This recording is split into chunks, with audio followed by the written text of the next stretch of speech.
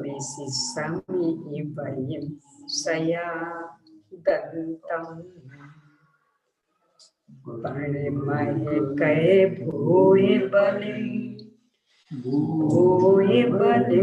केशवास परिभूय बलिं विनिहय बम्महे पशरं वैठामीय विमलनाय बम्महे पशरं नमो अरिहन्तानं नमो सिद्धानं नमो आयुर्यानं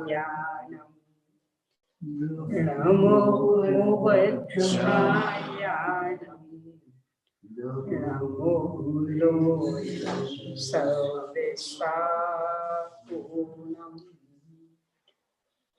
ओम ह्रीं श्री अरहंत सिद्ध आचार्य उपाध्याय पंच साधु पंच परमेष्ठिभ्यो नमो। आचार्य सिद्धर सेन स्वामी द्वारा प्रदत्त ज्ञान को लिपिबद्ध करने वाले आचार्य श्री पुष्पदंत भूतवली द्वारा लिपिबद्ध ग्रंथ षटखंडागम। इसके पहले खंड जीवठानी पर लिखी गई धवला टीका के 7 विभाजनों में से पहला विभाजन यानी 6 विभाजनों में से पहला विभाजन 6वीं पुस्तक पर अपनी चर्चा चल रही है। 34 नंबर पेज पर आज 35 पर 6 पुस्तकों में से पहली पुस्तक जीवठान 6 पुस्तकों में निबद्ध है। उसमें से अभी अपनी चर्चा पहली पुस्तक में चलेगी।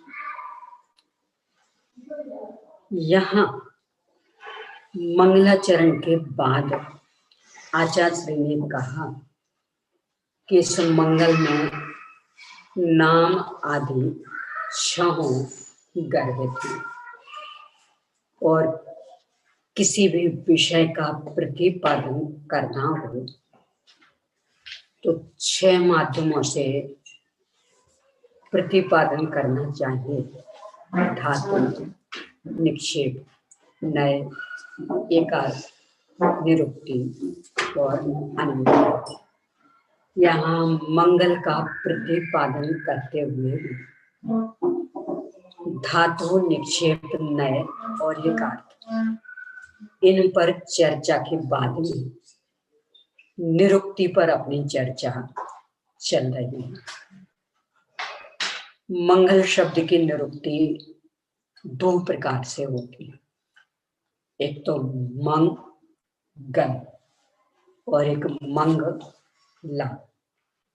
इनमें से पहली निरुक्ति पर अपनी चर्चा चल रही है, यानी मंगल यानी जो पापों को, मलों को गलाता है, नष्ट करता है।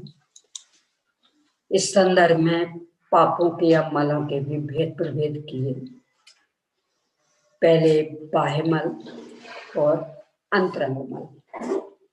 पहले तो द्रव्य मल और भाव मल, फिर भाव मल में से, द्रव्य मल में से बाह्य द्रव्य मल और अभ्यंतर द्रव्य मल।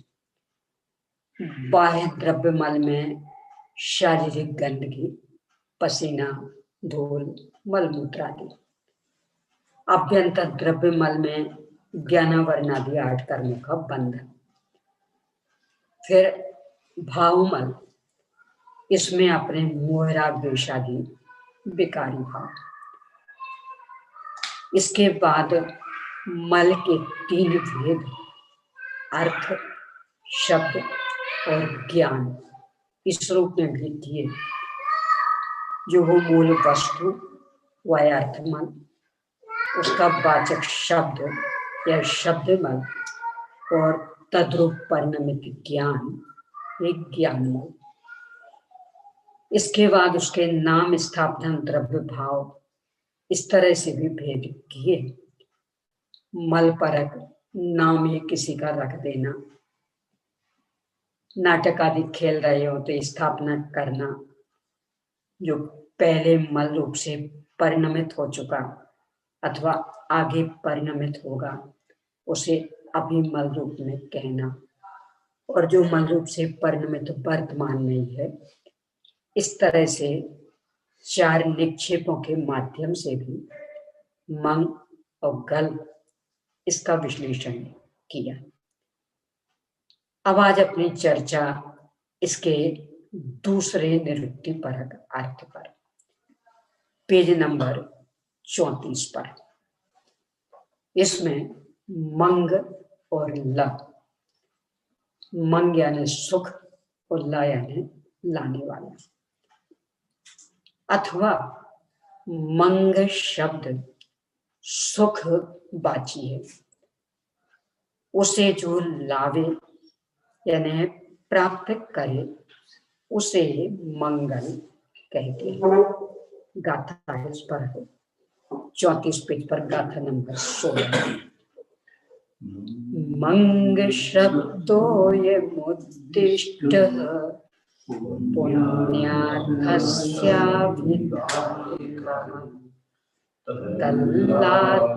तल्लादित्युच्यते सद्भिर मंगलम मंगलाभिः।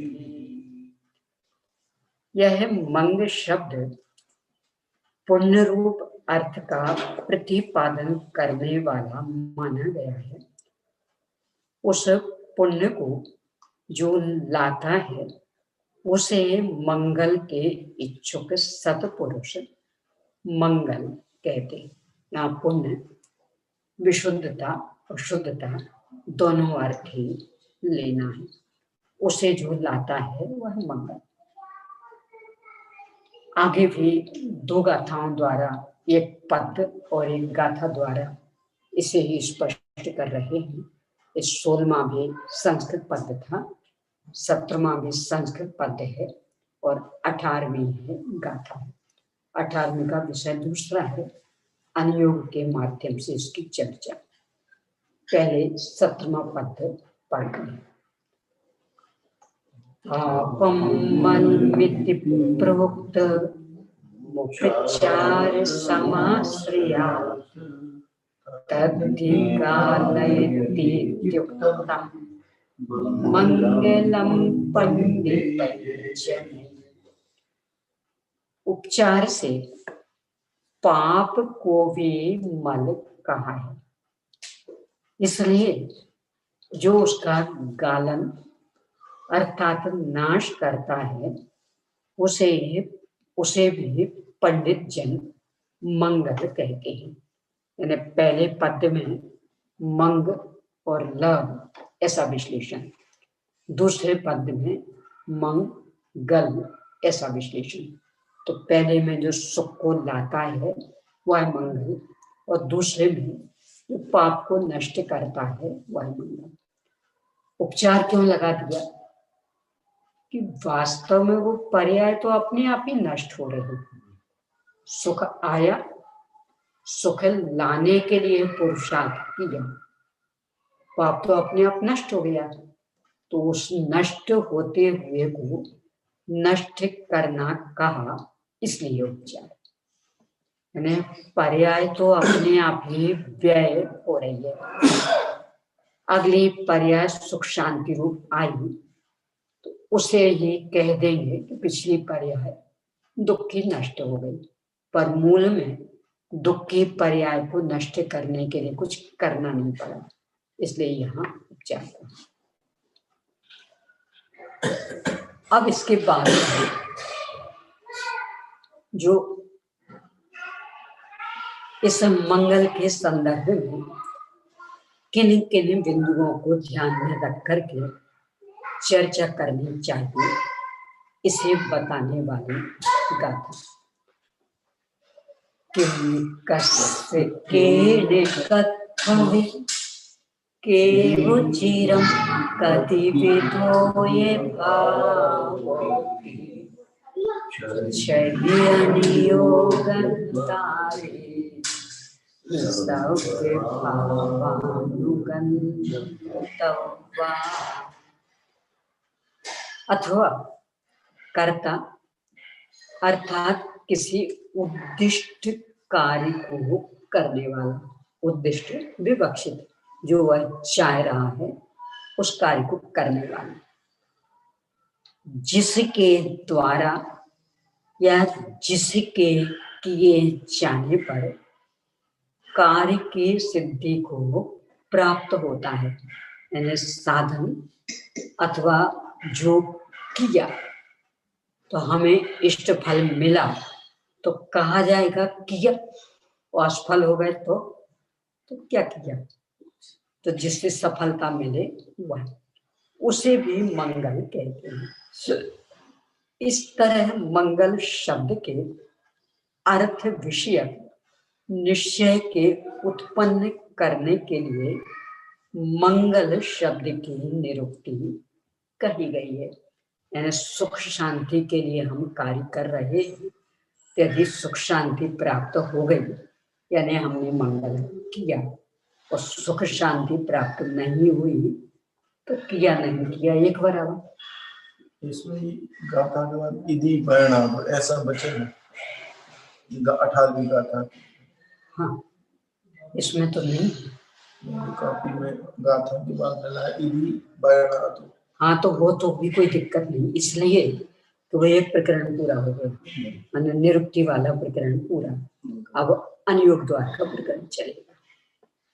इसमें 18 जो गाथा है, हाँ जी, उसका गद्य में नहीं दिया। हाँ, गद्य में 18 नंबर नहीं आ पाया, नीचे आया है जैसे, पर नीचे तो बहुत, यानी ये जो था ना कर्ता, यानी 17वीं के बाद का गद्य यहाँ आना चाहिए था 18 डाल दे इसके आखिर। यहाँ इन्होंने सबसे नीचे ले लिया, पदार्थ क्या किसका है, किसके द्वारा, पर ये उसका अर्थ नहीं है। उसका अर्थ तो कर्ता, क्योंकि किम कस्य के कथवी ये वाले शब्द थे, तो मंगल शब्द की निरुक्ति कही गई है, यहाँ आना चाहिए 18।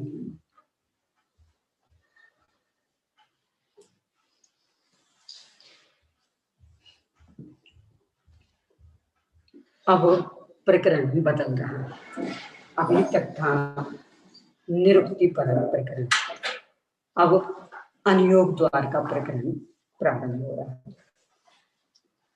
अब मंगल का अनियोग कहते हैं, अर्थात अनियोग द्वारा मंगल का निरूपण करते हैं। स्वयं विशेषार्थ में अर्थ बता रहे हैं अनियोग का।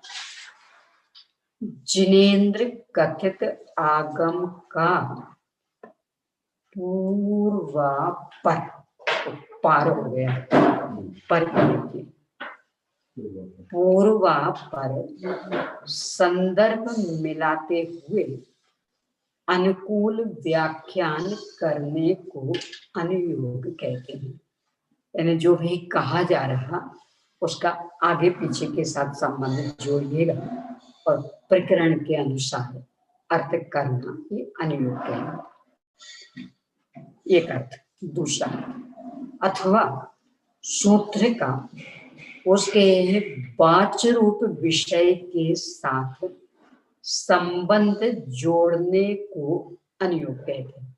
यानी पूरे शब्दों में नहीं खेलते रहना, कल जो अपन ने चर्चा की थी, शब्दों में तो पढ़ लिया, मंदिर के द्वार पर पानी रखा होगा, उससे हाथ पैर धोकर मंदिर जी में जाना, और जब जाने का नंबर आया तो यहाँ कह रहे ये अनुयोग नहीं कहलाएगा, तो अनुयोग क्या कहलाएगा, उन शब्दों के भाव तक पहुंचे, जो पढ़ा अब उसका भाव होगा, तद्रूप परिणाम, ये कहलाएगा अनुयोग। अब तीसरा अर्थ, अथवा एक ही आगम कथित सूत्र के अनंत अर्थ होते हैं, इसलिए सूत्र की अनुसंज्ञा है। यानी एक एक सूत्र के अनंत अनंत अर्थ। शब्द तो इन्हें संख्या, पदार्थ है अनंत, तो नियम से एक एक शब्द अनेक अनेक का वाचक बन जाएगा, इसलिए उसे कहेंगे अणु। अणु मतलब सूक्ष्म, यानी आप चाहे जो अर्थ प्रसंग माध्यम से निकाल सकते हैं। उस सूक्ष्म रूप सूत्र का अर्थ रूप विस्तार के साथ संबंध के प्रतिपादन करने को अनुयोग कहते हैं। इस शब्द के क्या क्या अर्थ होते हैं ये समझिए, ये बताइए, उनमें से यहाँ कौन सा अर्थ लेना ये बताइए। तो क्या क्या अर्थ होते ये आपने उसका विस्तार किया, और फिर उनमें से यहाँ कौन सा अर्थ लेना ये आपने संबंध जोड़ दिया। जैसे ऐसा कहा सेंधव, सेंधव मूल शब्द सेंधव। अब मूल में तो सेंधव शब्द का अर्थ होता है सिंधु प्रांत में उत्पन्न होने वाली सामग्री। चूंकि वहां की दो सामग्री प्रसिद्ध, एक तो घोड़ा और एक नमक, तो घोड़े को भी सेंधव कहते और नमक को भी सेंधव कहते। तो ये तो हमने उसका विस्तार कर दिया। अब प्रसंग, यदि भोजन करने बैठे हो वहां कोई कहे सेंधव लाओ, तो वहां घोड़ा नहीं लाना, वहां नमक लाना। और दरवाजे पे खड़े हो कहीं जाने के लिए, प्रकाश सेंधव लाओ, तो वहां नमक नहीं लाना, वहां घोड़ा लाना, ये कहलाएगा अनुयोग। यानी वह जो एक शब्द है वह किन किन अर्थों में प्रयुक्त होता है, इसका भी विश्लेषण, उनमें से यहाँ कौन सा अर्थ लेना इसका विश्लेषण, यह शैली अनुयोग शैली। अब यहाँ इस अनुयोग का 6 माध्यमों से निरूपण होगा। ये अपने 4 अनुयोग भी इसमें 4 अनुयोग नहीं है यहाँ, वो एक अलग चीज है। जैसे 4 अनुयोगों में वीतरागता का ही हर में अपने अपने तरीके से निरूपण किया है, लेकिन जहाँ कर्णानुयोग का विषय हो, वहाँ वीतरागता होने पर भी कर्णानुयोग को लाना, चरणानुयोग को नहीं लाना, ऐसे नहीं बैठे। नहीं तो ये साहब बिठा सकते हैं, पर इस प्रकरण में वो अर्थ नहीं। यहाँ दूसरा है, यहाँ तो मूल में ये जो अपने निर्देश, स्वामित्व, साधन, अधिकरण, स्थिति और विधान, ये बन गए इस प्रकरण में। वो भी बिठा सकते हैं। बिठाने का तो जो इन्होंने स्वयं ऊपर कहा था ना, अणु, यानी एक एक शब्द के अनेक अनेक अर्थ, अपने को अपने ज्ञान में स्पष्टता के लिए विविध अर्थों से उसको देखना चाहिए। जो अपना मोक्ष शास्त्र का मंगलाचरण,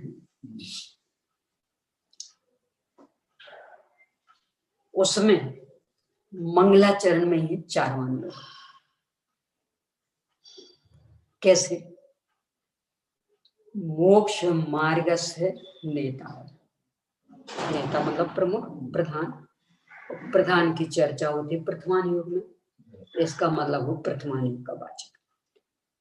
फिर वेत्तारम कर्म भोक्ता, कर्म पर्वतों के भेदता, कर्मों की चर्चा होती कर्णानुयोग में, इसलिए वो कर्णानुयोग का वाचक। फिर ज्ञातारम विश्व तत्वाना, विश्व तत्वों की ज्ञाता, और एक ज्ञाता दृष्टा स्वभाव, ये द्रव्यानुयोग का विषय, इसलिए ये द्रव्यानुयोग यानी उसका प्रतिनिधि। और वंदे तद्गुण लब्धये, उनके जैसे गुणों को स्वयं में प्राप्त करने के लिए उन्हें नमन करते हैं। नमन आदि सभी चरणानुयोग का विषय, तो चरणानुयोग का प्रतिनिधि, ऐसा भी अर्थ दिखाया जाता है। और बिठाना चाहिए, यानी कूप मंडूक नहीं बनना, व्यापक दृष्टि रखना। यहाँ हम ये कह रहे हैं कि उस शब्द के अर्थ क्या क्या होते ये भी विस्तार से समझिए, और उस प्रकरण में क्या अर्थ ये समझिए। तो वो भी 4 अनियों वाला भी ले सकते, कोई दिक्कत नहीं। पर यहाँ जो लिया जा रहा, यहाँ तो निर्देश, स्वामित्व, साधन, अधिकरण, स्थिति और विधान, इनसे विस्तार करने को अनियोग द्वार कह रहे हैं। गाथा 18वीं को यहाँ उन्होंने लिया है। वैसे लिया भी जा सकता, पदार्थ ऊपर से जोड़ा है, बाकी शब्द तो पूरे 18वीं गाथा में ही थे, इसलिए लेने में भी कोई दिक्कत नहीं है, क्योंकि वहां में सभ्य भाव अनुगण तप्पा ऐसा दिया था, इसलिए शुरू में अभी पदार्थ जोड़ लें अर्थ करने में कहीं कोई समस्या नहीं। फिर से पढ़ लेते हैं उसके। किम कस्य केन कथो केव चिरम कदिविदो ये भावोति क्षये अनियोगतारे हि सव्य भावानुगन्तव्या। पदार्थ क्या है, यानी नाम, निर्देश किसका है, यानी स्वामित्व, किसके द्वारा होता, यानी साधन, कहाँ पर होता, यानी अधिकरण, आधार, कितने समय तक रहता, यानी स्थिति, और कितने प्रकार का है, यानी विधान। यानी तत्वात् सूत्र में पहले अध्याय के अंतर्गत जो ये सूत्र, पहले अध्याय का 7वां सूत्र, निर्देश स्वामित्व साधनाधिकरण स्थिति विधानता, यहाँ इन्हें 6 अनियोग द्वार कह रहे हैं। तो इस प्रकार इन 6 अनियोग द्वारों से संपूर्ण पदार्थों का ज्ञान करना चाहिए। इस वचन से अनियोग द्वारा मंगल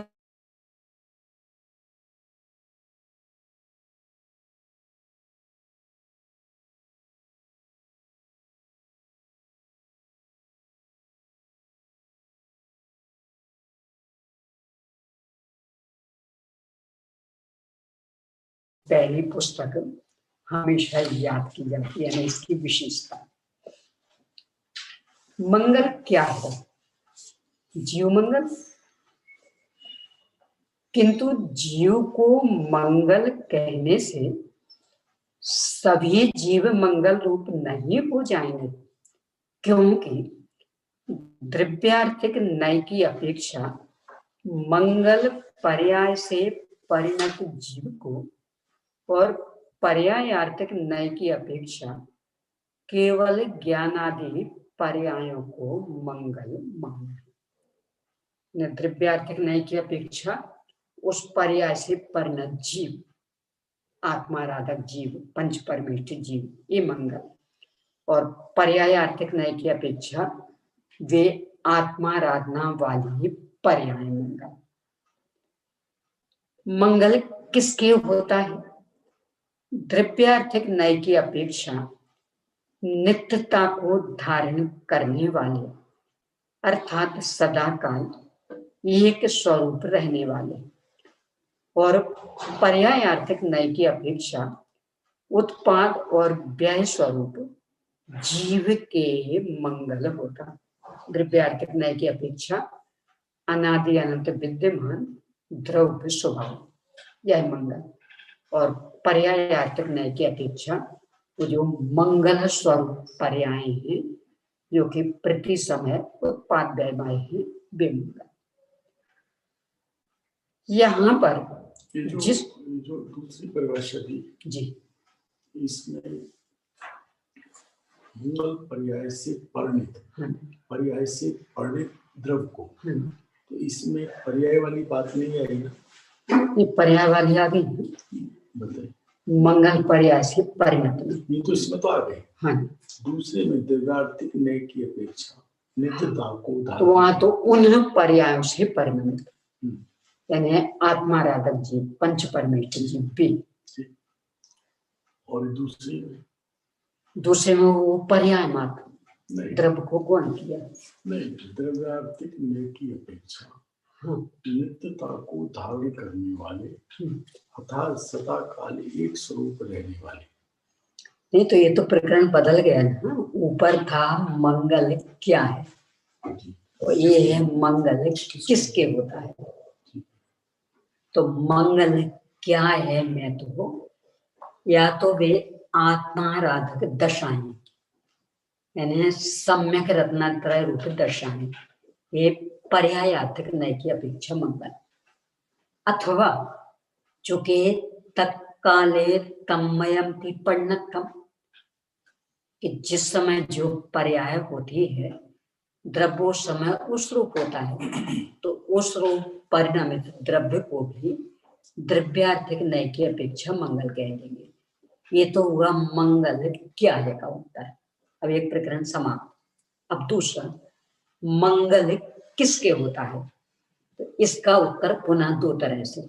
एक तो जो शाश्वत द्रव्य है उसके मंगल होता, क्योंकि वही तो पर्याय रूप से परिणमेगा। तो जो शाश्वत द्रव्य उसके मंगल, ये द्रव्यार्थिक नय की अपेक्षा।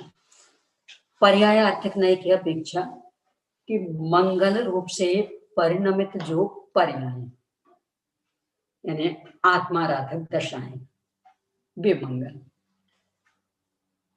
अब इसका विश्लेषण, यहां पर जिस प्रकार कंबल देवदत्त जो ये कहा उत्पाद और जीव के, हाँ, तो यह जीव पर्याय की, हाँ, यानी उत्पाद रूप परिणमित जीव, यानी ध्रुवता को गौण करके उत्पाद को मुख्य किया।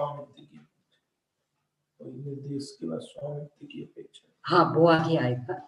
अभी तो ये किसके स्वामित्व में, इसमें सभी जीव मंगल नहीं है। नहीं वो आगे आने वाला वो आगे आने वाला है। बहुत सुंदर प्रकरण है, बहुत सुंदर, बहुत ही सुंदर।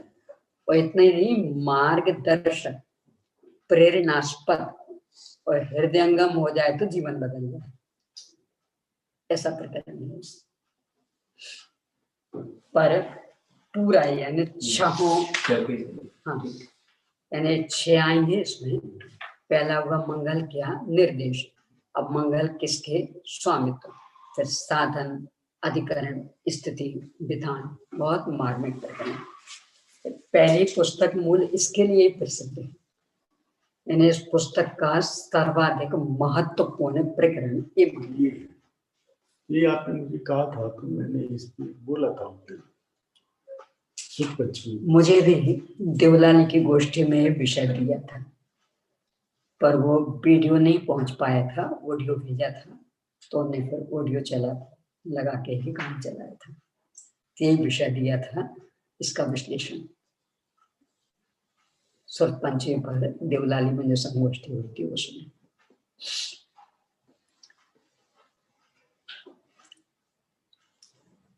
अब इसे उदाहरण द्वारा स्पष्ट कर रहे हैं।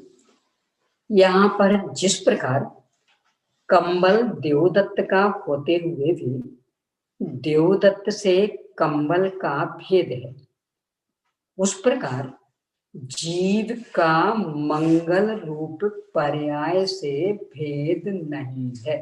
मैंने का कहा था ना, जीव की उत्पाद व्यय रूप दशा, तो की भिन्नता के अर्थ में भी आता, अभिन्नता के में भी। यहाँ कह रहे भिन्नता का अर्थ नहीं लेना, अभिन्नता का लेना, उसका उदाहरण दे रहे। क्योंकि यह अंगूठी स्वर्ण की है, यहाँ पर अभेद में अर्थात अंगूठी रूप पर्याय स्वर्ण से अभिन्न होने पर भी जिस प्रकार षष्ठी विभक्ति देखी जाती है, उसी प्रकार जीवस्य मंगलम यहाँ पर भी अभेद में षष्ठी विभक्ति समझना चाहिए। ने जीव का मंगल, उस मंगल रूप पर्याय से परिणमित जीव। इस तरह संबंध कारक में अनेकांत समझना चाहिए, अर्थात कहीं पर दो पदार्थों में भेद होने पर भी संबंध की विवक्षा से षष्ठी कारक होता है, और कहीं पर अभेद होने पर भी षष्ठी कारक का प्रयोग होता है। लोक में भी होता है। यानी इस प्राणी का धन और इस प्राणी की बुद्धि, धन तो अलग चीज है तो भी प्राणी का कहा जाता है, और बुद्धि जबकि एक में एक है तो भी प्राणी की कही जाती है। तो भेद में धन आदि, अभेद में बुद्धि आदि, ये प्रयोग लोक में भी होता है। इस तरह से स्वामित्व, यानी पहला निर्देश, दूसरा स्वामित्व। अब तीसरा है साधन। ये बहुत मार्मिक प्रकरण जो सहजता से स्वीकार नहीं होता, यानी बहुत नाक घुसते इस प्रकरण में। पर चूंकि जिनको गुरुदेव श्री ये कहते छायोक्षमे ज्ञानो दरियो छे दरियो, यानी वैष्णव स्वामी का जब भी नामोल्लेख कहते ये दरिया है, दरिया, दरिया मतलब बहुत महासमुद्र उनकी लेखनी से लिखा गया। तो उस गंभीरता से अपने को, पहली पुस्तक पे गुरुदेव के प्रवचन भी है, हाँ, पर रिकॉर्ड नहीं हो पाए। यानी प्रवचन हुए हैं पहली पुस्तक पर रिकॉर्ड नहीं हो पाए। शुरू में हुए होंगे, तब ध्यान नहीं दिया गया। नहीं, तब साधन नहीं थे। साधन तो जैसे बाद में बना है वैसे, क्योंकि ज्यादा अंतर तो पड़ा नहीं है, 2-4 साल का ही अंतर था, पर उतना ध्यान नहीं दिया। तो नवनीत भाई को जब आया विकल्प, वे इतना महत्वपूर्ण विषय निकलता जा रहा है, कुछ भंडारण करना चाहिए, तब दिशा में सोचा गया। पहले हो ही नहीं रही थी, उन्होंने ही रिकॉर्डिंग का टेप का बड़े वाला पूल वाला नहीं तो जैसा वो विदेश से लाए, विदेश में तो चालू हो गया था, तो वैसे पहले भी आ सकता, पर पहले वो स्वर उपयोग नहीं गया का। तो उसकी कॉपियां करके मंडल मंडल मंदिर मंदिर लोग लेके गए और पिक्चर, और वो सुनाते थे, वो दिखाती थी, पिक्चर दिखाते थे और ये सुनाते थे। और फिर वो जो व्यक्ति लेके जाता था वो लेक्चर देता था। हमारे रमेश भाई मलकापुर वाले आए थे, आज बुलेंस है, मैं बहुत छोटा हूँ।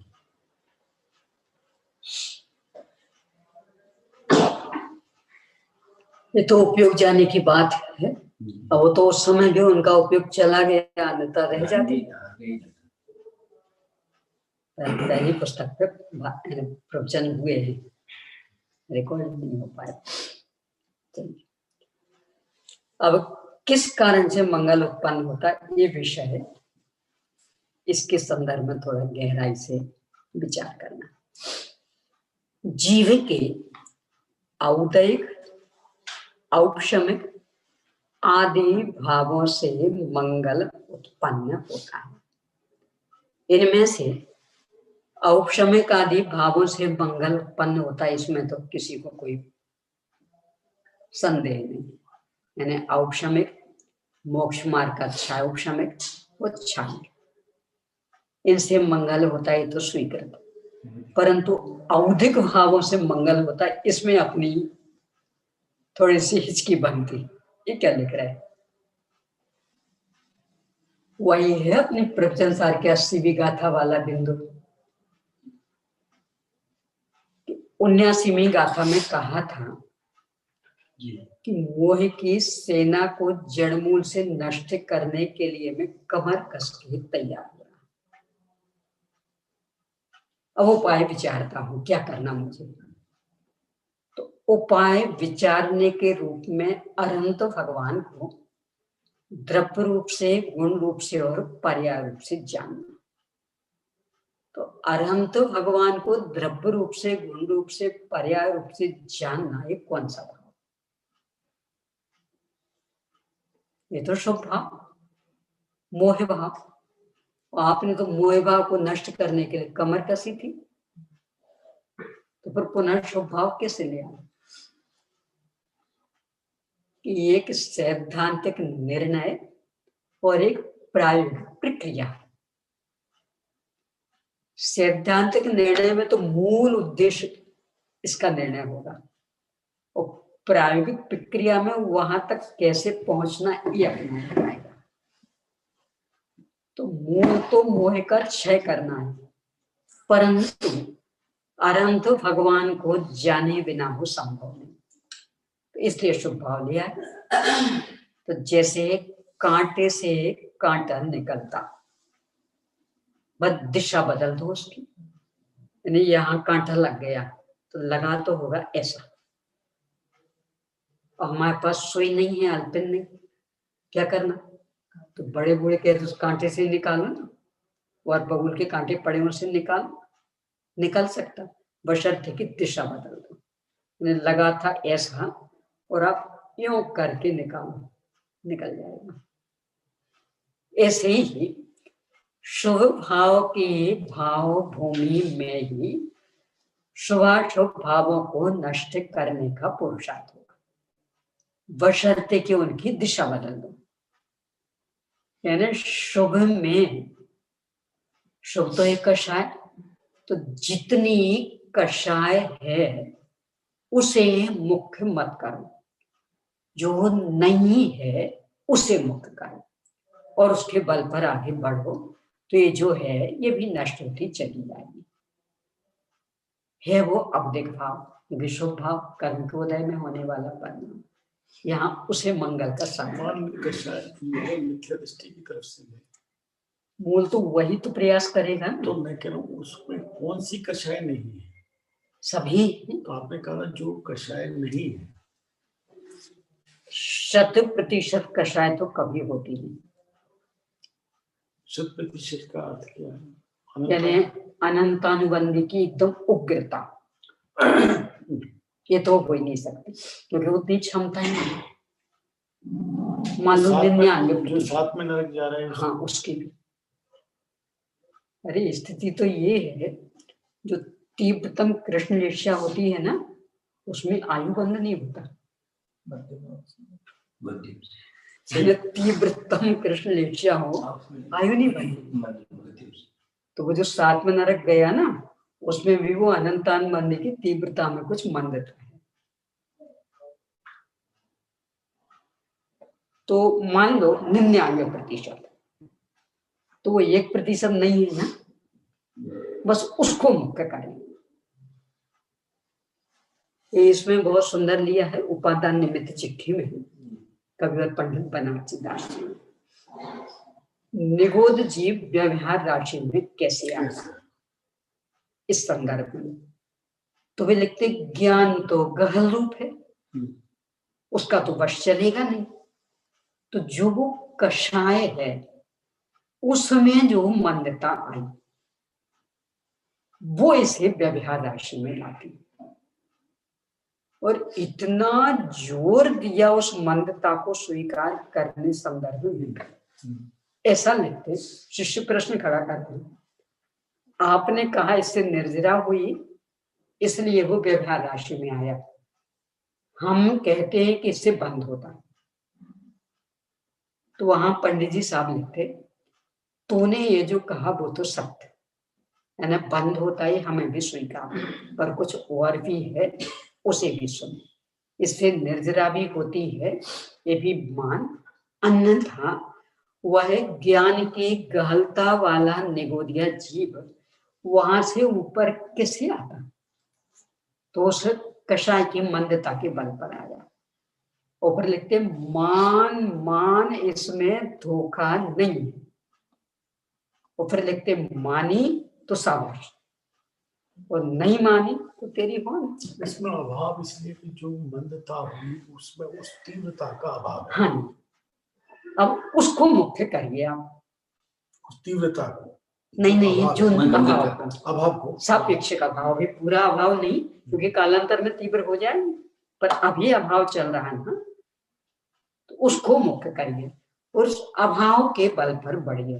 देखो लोक में नहीं होता, 105 डिग्री बुखार रहा हो, बहुत तड़फ रहे थे आप, अब आज 100 डिग्री रह गया, तड़फन कम हो गई। पूछा कैसी है तबीयत? अच्छी। तो अच्छी है किस आधार से? 100 डिग्री तबीयत यानी वो बुखार नहीं है कि वो 105 वाला नहीं है ना, इस अपेक्षा 100 डिग्री यानी जो अभी 1.5 डिग्री से उसको मिटाने को तो हम उपाय कर रहे हैं, पर वो तीव्रता वाला नहीं, उसको मुख्य करके कह रहे आज तो अच्छी है तबीयत, कल की अपेक्षा बहुत अच्छा लग रहा है, कल तो उठा ही नहीं जा रहा था, आज तो उठ भी गए हैं, स्वाध्याय कर लिया, समय कर लिया। तो ये किसे देख के कह रहे हैं? बस ये प्रकरण है यहाँ। उस मंदता को मुख्य कैसे करेंगे? मंदता को मुख्य नहीं, मंदता में जो तीव्रता का अभाव है उसे मुख्य करना। सम्यक सम्यक मिथ्या दृष्टि का प्रकरण स्टार्ट किया, वहां भी कुछ ये तो हर एक में आएगा। यानी मुख्यता कर तो पहली लाइन है कषाय आदि की मंदता हुई। हाँ, ये पहला शब्द है। लेकिन बहन जी वो मंदता हुई है, ये तो निश्चित हो गया जो आपने बताया, ठीक मंदता तीव्रता होती है, लेकिन मुझे वो 100 डिग्री वाली 99 और 98 डिग्री 97 डिग्री हुई है, इसका ज्ञान मुझे कैसे हो? ज्ञान तो अपने परिणामों से आकुलता से ख्याल में आता ना। तो मुझे जब 100% कभी हुई नहीं, क्योंकि आप कह रही थी पूरी की पूरी कभी हुई नहीं, तो अगर पहले हुई हो तो मैं उनका बीच का वो कर लूंगा। जो हो रही देखिए ऐसा नहीं, बुखार मूल कहाँ तक पहुंचता है, यानी जिसमें फिर व्यक्ति बचता है, शायद 109 डिग्री 108 है शायद, तो उतना तो कभी हुआ नहीं, पर 105 हुआ, 106 हुआ, और कभी 100 भी हुआ, तो इतने के तो हम भुक्तभोगी हैं ना। तो इससे ख्याल में आता कि नहीं ये 100 कम होता है, ये 101 आज ज्यादा बेचैनी, 102 और ज्यादा बेचैनी, 103 और ज्यादा बेचैनी। तो ये जो तरतमता चल रही, इसके बल पर आकुलता कम, आकुलता अधिक, इसके हम भुक्तभोगी। अब मान लो उदाहरण के लिए कि 106 तक के हम भुक्तभोगी हैं, तो आज 100 डिग्री है, यानी 106 तक हो गया है, पर आज 100 डिग्री, क्या कह रहे? नहीं आज तो अच्छा है। तो अभी यहाँ कह रहे जो वो अच्छा है ना, उसका निरीक्षण करिए कि वो अच्छा किस बात का। जितनी 106 है, हाँ, 108 नहीं है, चूंकि 108 का हुआ ही नहीं है, यानी हो जाए तो फिर जीवन ही खत्म। तो हम उसके अंतर कैसे लगाएंगे? हमने 106 तो हुआ था, हाँ, और 100 हुआ है, हाँ, उनका तो आज अच्छा है, ये अंतर लगा लिया। तो समस्या तो वही की है ना, क्योंकि 108 हो जाए तब तो जीवन ही खत्म, तो फिर अंतर लगाने के लिए अवसर ही नहीं रहेगा। चलो 107 किसी को कभी नहीं हुआ, हाँ, 108 पे जीवन तो भी खत्म। 106 तक हुआ है ना, और वो 98.5 से 106 के बीच में डोलता रहता है, चाहे जब, तो जो वो चाहे जब डोलता रहता, यानी सामान्य तो 98.5, अब उसके बाद कभी 99, कभी 100, कभी 101, कभी 102, तो उसमें जो तरतमता, जब विवेक नहीं था तब तो बस हाय तोहफा, अब आज विवेक, तो विवेक है, तो अब कह रहे कि अब उसमें अंतर करो आप, कि वो जो कल 106 था और आज 100 है, तो आप कह रहे नहीं कल की अपेक्षा अच्छा लग रहा है, तो ये जो अच्छा लग रहा है वो अच्छापन किसका?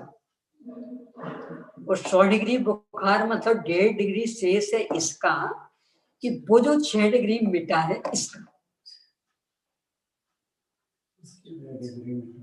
तो जब 6 डिग्री मिटा तो इतना अच्छा लग रहा, तो 1.5 डिग्री और मिट जाएगा तो कितना अच्छा लगेगा। इस तरह से हमने उसकी दिशा बदल दी, तो दिशा बदली तो परिणाम क्या निकलेगा कि अब हम उस 100 डिग्री में संतुष्ट नहीं होंगे, क्योंकि पहले तो ये लग रहा था कि 100 डिग्री रह गया ना इसलिए अच्छा। अब क्या माना कि 100 डिग्री जो रह गया है उससे अच्छा नहीं लग रहा, वो तो बीमारी है। जो 6 डिग्री नहीं रहा अच्छा उससे लग रहा। तो जब इतना मिटा तो इतना अच्छा, पूरा मिट जाएगा तब। तो अब हम ये पूरा मिटाना।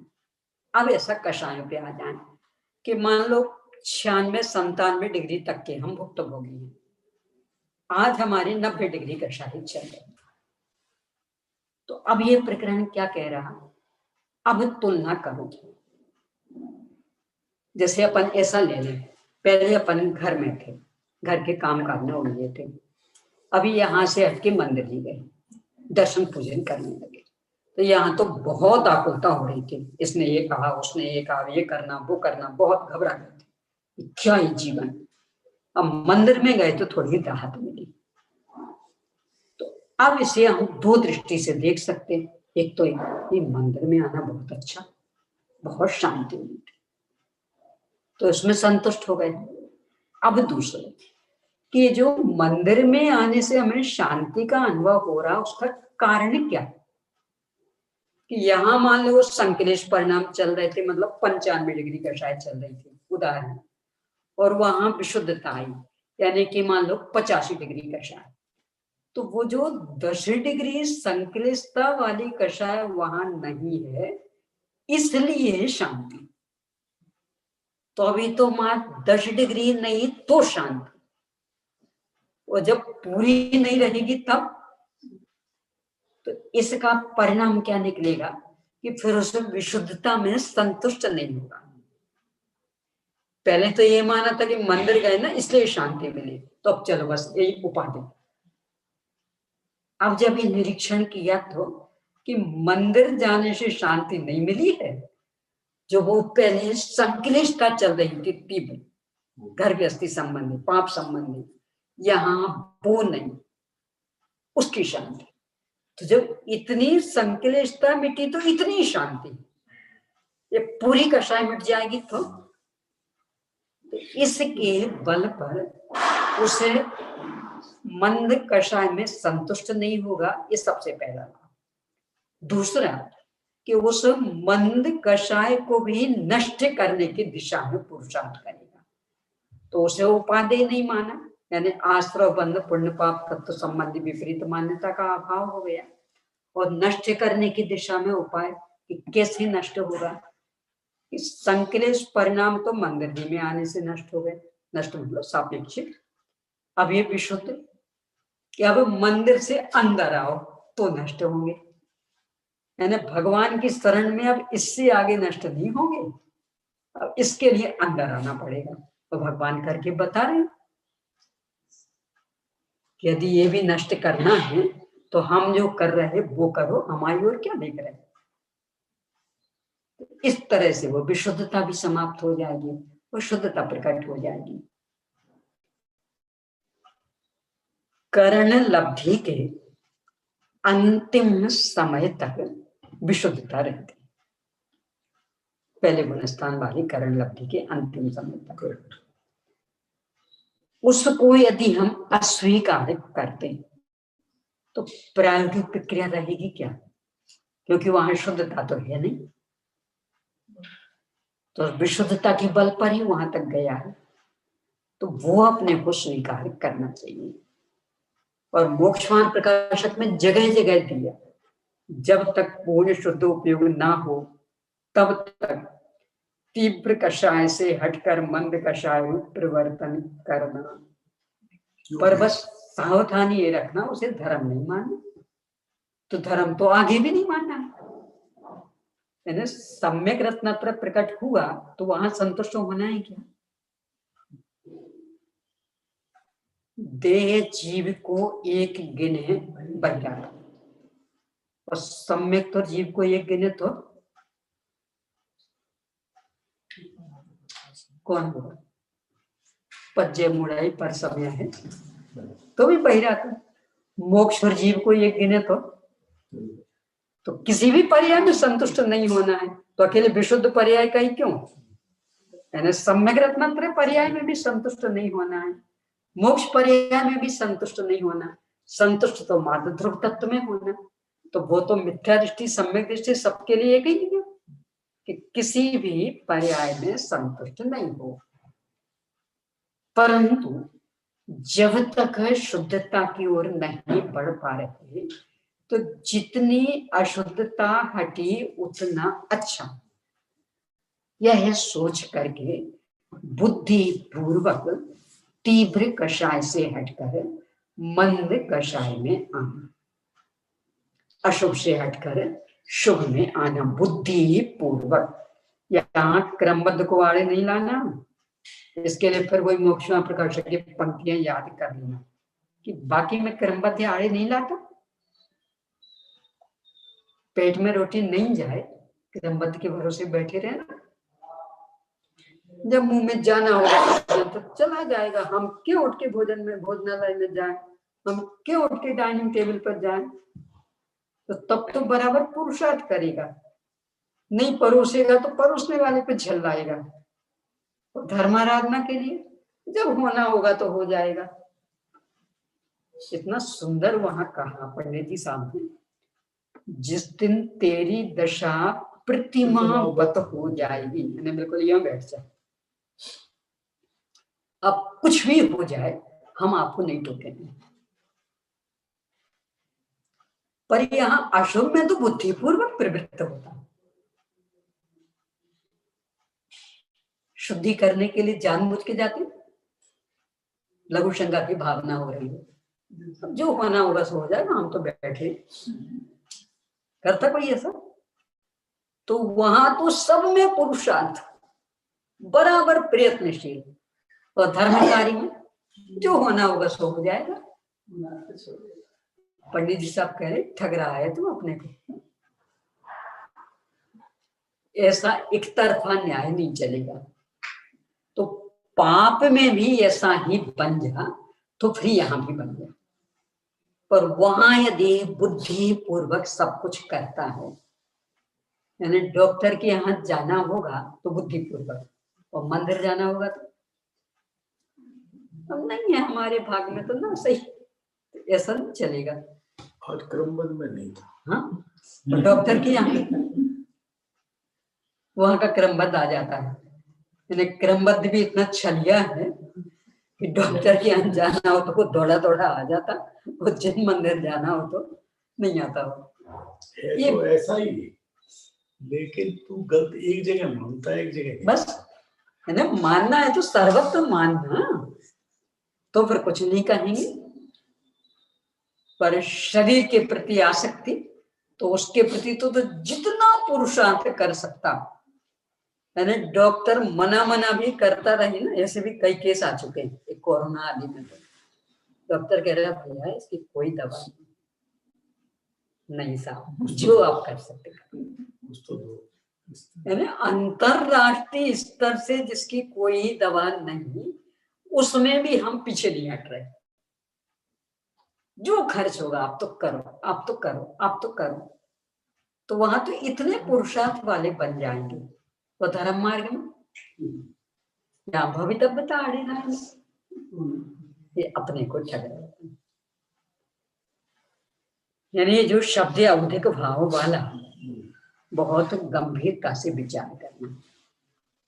औषमिक आदि में तो कोई समस्या नहीं, पर औधिक भाव को भी मंगल का साधन कह रहे हैं। हुआ सेंटेंस पूरा नहीं हुआ कि औधिक भाव में भी जो कषाय की मंदता हुई, हाँ जी, उस मंदता को पकड़कर जो तीव्रता नहीं रही उसे मुक्त करके आगे बढ़े। कि जब इतनी तीव्रता नहीं रही, मतलब वो कषाय नहीं रही, तो इतना अच्छा लगा, तो ये भी नहीं रहेगी तो कितनी शांति मिलेगी। इसके बल पर आगे बढ़े। और ये यदि दृष्टि आ गई, अभी जो मंदिर में भी अव्यवस्था हो जाती है वो सब समाप्त हो जाए। अभी अपने को क्या लगता, बस घर से मंदिर आ गए ना, यानी जैसे बस पुण्य चालू हो गया। अब हम मंदिर में कुछ भी करें, अब यहाँ तो पाप बनने वाला है नहीं। चाहे नींद निकालें, चाहे अनर्गल चेष्टा करें, चाहे गप्पे करें, जो मंदिर में थोड़ी पाप लगता है। यानी उस स्थल पर पहुंचने मात्र से लगने लगता अब तो बस पुण्य पुण्य पुण्य। और ये प्रकरण ख्याल में होगा तो कि वो मंदिर से पुण्य नहीं बंधना है, वो जो संक्लेशता से हटकर विशुद्धि में आए हैं उससे पुण्य बंधना, जो अच्छा लग रहा वो उसके कारण। तो यदि मंदिर मंदिर जी में बैठ कर के भी संक्लेश करेंगे तो वैसे अशांति, तो अपने आप ही फिर गप्पे बंद, हिंसा बंद, यानी फिर दीपक जलाने का भाव आएगा, आग में धूप खेने का भाव आएगा, गप्पे करने का भाव आएगा, अनर्गल भाग दौड़ करने का भाव आएगा, तालियां बजाने का भाव आएगा। हाथ ऊपर करके बजाओ, नीचे करके बजा लेंगे तो क्या, ये सारे दुष्कृत्य नष्ट हो जाए। क्यों? क्योंकि वो विशुद्धि के कारण अच्छा लग रहा है। ये तो सब संक्लेश परिणाम, तीव्र कषाय वाले परिणाम, हिंसा वाले परिणाम, तो मंदिर भी व्यवस्थित हो जाएंगे। और जब उनमें उपादेय बुद्धि नहीं रही तो उन संबंधी विपरीत मान्यता खत्म और आत्माराधना में लगेंगे तो विशुद्धि विशुद्धता में परिणमित हो जाएगी। वही जो अपन ने उपादान निमित्त चिट्ठी की बात की थी, वहां उन्होंने एक गर्भित शुद्धता नाम दिया है इसका, कि वो शुद्धता गर्भ में चल रही, व्यक्त तो तब होगी जब ग्रंथि भेद हो जाएगा।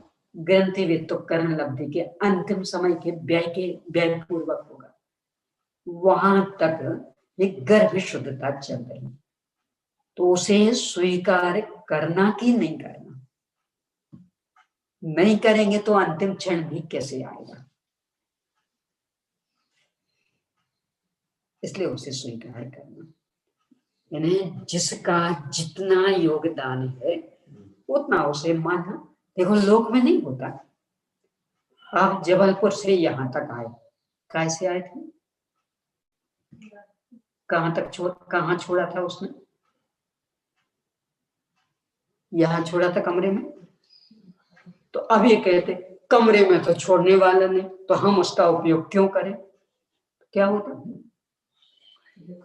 वे जहां तक छोड़ेगा उतना रास्ता तो पार हो गया ना, बाकी हम पैरों से पार कर लेंगे।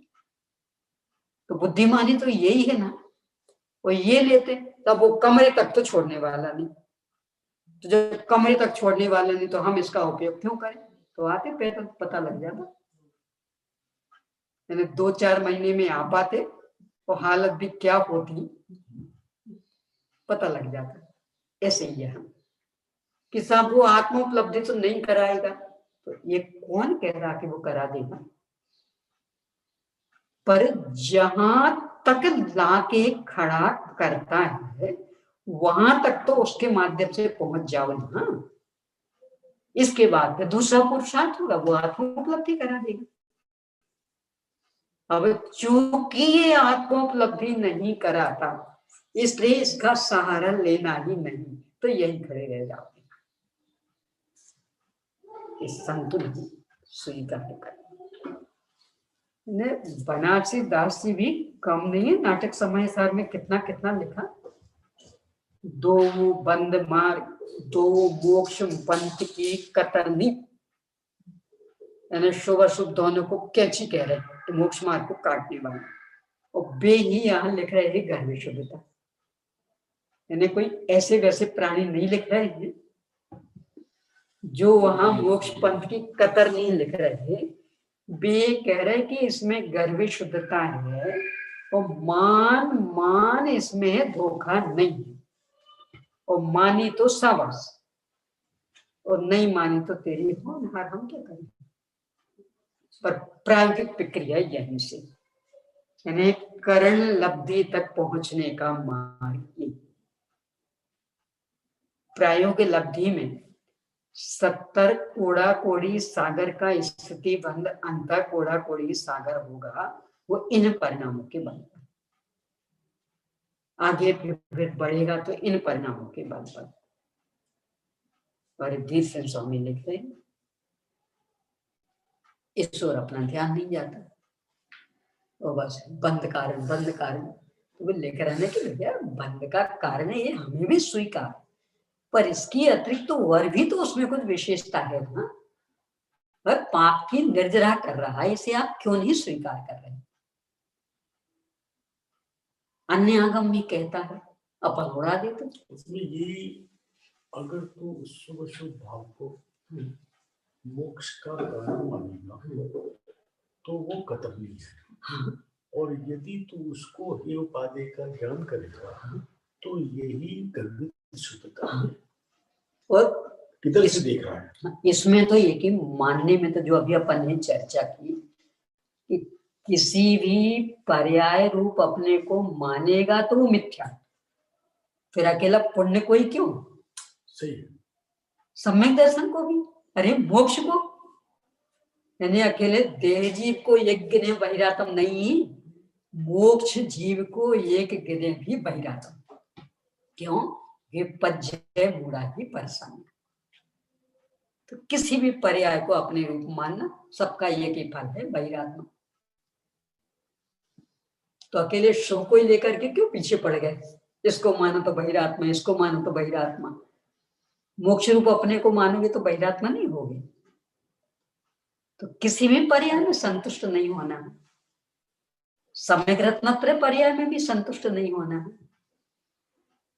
यानी संतुष्टि का तो हर पर्याय में निषेध।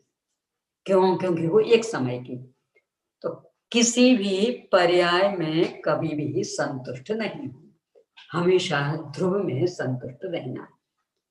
तथापि तीव्र मलिनता की अपेक्षा मंद मलिनता अच्छी, ये भी विवेक रखना।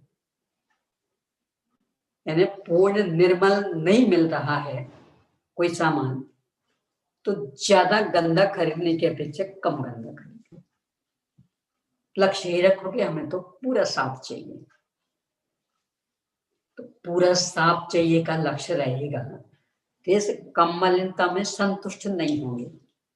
तथापि पूरी मलिनता से कम मलिनता अच्छी, यहां से आगे बढ़ने का उपाय हो सकता है।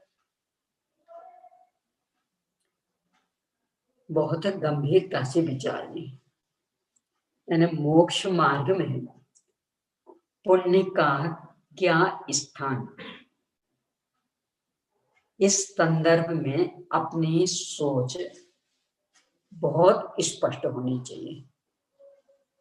मात्र हे कह के, और चाहे पाप में लगो चाहे पुण्य में लगो, दोनों एक, आचार्य की अवज्ञा न करें। वो अपन ने गाथा देखते ना, मोक्ष पाओगे बर कभी। आचार्य कौन कौन स्वामी आदेश दे रहे कि आप व्रत में जीवन बिताने की अपेक्षा व्रतों में बिताना अच्छा, बस संतुष्ट नहीं होना। तो संतुष्टि का तो सर्वत्र निषेध है ना। निश्चायिक सम्यक्त में भी संतुष्टि की बात कहाँ माने, अनंत दशा में भी संतुष्टि की बात कहाँ माने। तो संतुष्ट तो हमें किसी भी पर्याय में नहीं होना, तो अकेला पुण्य का ही क्यों, तो सभी पर्याय किस तरह के, किसी भी पर्याय में संतुष्ट नहीं होना। बहुत गंभीरता से विचार करना, और यदि ये हृदयंगम हो जाए, जहाँ शाश्वत पदार्थ और पर्याय एक जैसी हो गई, समस्त सिद्ध दशा, उसमें क्या कहना है? हाँ, तो भी संतुष्ट नहीं होना। नहीं, वो तो संतुष्ट नहीं। मोक्षमा प्रकाशक में दिया, सिद्ध भगवान लौट करके संसार में क्यों नहीं आते, तो लिखते श्रद्धा के बल से। क्या श्रद्धा का बल? कि मैं पर्याय नहीं हूं, और एक क्षण को भी यदि अपने को सिद्ध रूप मान ले तो संसारी हो जाए। क्यों? उसके पीछे बहुत ठोस कारण, वो एक समय की क्या आश्रय देगी हमें, और उसमें से नई शुद्धता प्रकट नहीं होती। उसका आश्रय लेना मतलब अशुद्धता, मिथ्या। अच्छा, किसी में भी, सब में एक ही तर्क। यानी सभी पर्याय एक एक समय की, तो वो मुझे कैसे आधार देंगे? लोक में एक समय का आधार कोई लेता, तो सभी पर्याय किसी न किसी आधार से प्रकट हो रहे हैं। देखो ये ऐसा नहीं, ये जो डोरी है ना, डोरी लैंप से जुड़ी हुई है। आप उठना चाहते, खड़े होना चाहते, डोरी पकड़ के क्यों नहीं उठते? वो उठे तो क्या होगा? कारण एक ही ना कि वो डोरी तो स्वयं उसका आधार लिए है, तो उसका आधार हम लेंगे तो वो भी गिरेगी और हम भी गिरेंगे। तो जो ठोस हो, दृढ़ हो, उसका आधार ले तो हमें आधार मिल सकता। और जो स्वयं लचर है, तो पर्याय तो स्वयं आधार वाले, तो उसका आधार हम लेंगे तो क्या हालत होगी? और ध्रुव तत्व एकदम ठोस, हाँ, तो उसका आधार लेंगे तो हम निराधार नहीं होंगे। एक दूसरे वो स्वयं एक समयवर्ती, तो एक समयवर्ती के आधार से रोने के अलावा क्या मिलेगा? और क्योंकि वो तो एक समय में खिसक जाएगा, अब हम फिर वैसे के वैसे। तीसरे उसके आधार से, यानी वो परिपूर्ण शुद्ध भी हो, सिद्ध पर्याय भी, तो भी उसमें से नई पर्याय प्रकट नहीं होती पर्याय में से। हाँ, तो अब हमारे किस काम की? यानी वो रहेगी एक समय, ये पहली उसकी कमजोरी। दूसरी, उसमें से कोई नई शुद्धता प्रकट नहीं होनी, तो हम क्या करें उसका?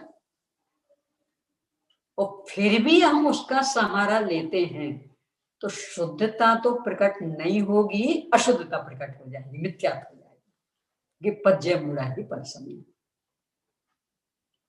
इसलिए सिद्ध पर्याय में भी संतुष्ट नहीं होना। तो असंभव ला रहा है। कैसे? सिद्ध पर्याय में संतुष्ट हो ही नहीं सकता जो सिद्ध हो गया। पर अपन तो सोच रहे हैं, अपन तो इस संदर्भ में कि अपने को लगे कि नहीं इस पर्याय के साथ पक्षपात, इस पर्याय के साथ पक्षपात नहीं है, सभी पर्यायों के साथ एक ही नियम। यानी ये मत सोचे कि चूंकि ये अशुद्ध है इसलिए इसके साथ पक्षपात, शुद्ध पर्याय में तो वो चल जाएगी बात कि ना, पर्याय मात्र के साथ ये नियम, यानी उसमें शुद्धता अशुद्धता का कोई भेद नहीं। पर्याय मतलब पर्याय, वो आश्रय लेने योग्य नहीं। अब कोई सी भी पर्याय हो, चाहे विकारी हो चाहे निर्विकारी हो,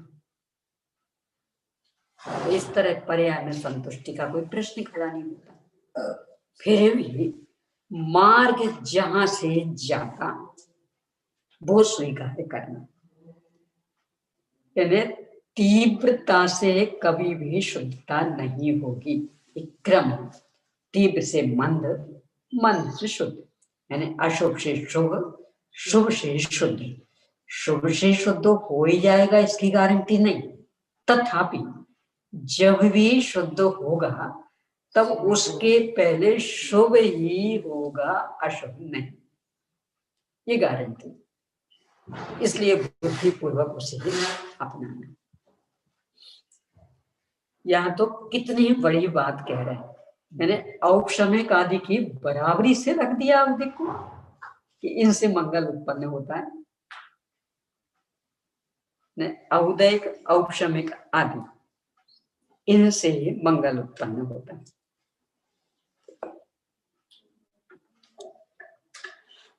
ये औपशमिक तो हिंदी का ने लिख दिया, मूल में देखिए अकेले औदैक आदि ही लिखा। मूल में औदिक और औपशमिक नहीं, मूल में नहीं है। केन मंगलम, केन मंगलम औदिक आदि भावे।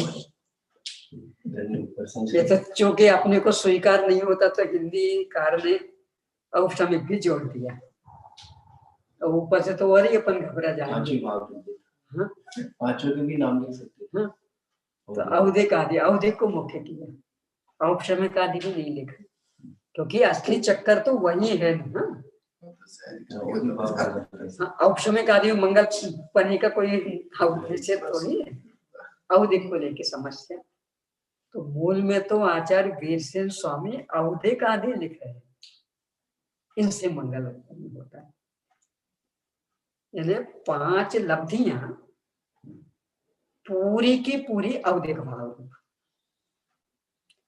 करण लब्धि के व्यय में औपशमिक सम्मिलित होगा, तो करण लब्धि तक औदिक भाव, करण लब्धि के तीसरे पाए के अंतिम समय, हाँ उसका व्यय तब होगा सम्मिलित, तो वहां तक औदिक भाव चल रहा। तो उसने मंगल किया कि नहीं किया, तो अपने को स्वीकार नहीं होता। यानी भूले जाते कि 5 लब्धियां औदिक भाव, करण लब्धि के अंतिम समय तक औदिक भाव, मिथ्यात्व स्थान वाला करण है। बाकी जो आगे के करण है वो नहीं, तो ये वाले ये पूरे 5 लब्धियां औदिक भाव। बात आ गई है, आ गई जी, ये बात आ गई है जो आप कह रहे हैं ना। हाँ वो औदिक भाव इसलिए मंगल है, हाँ। किया है।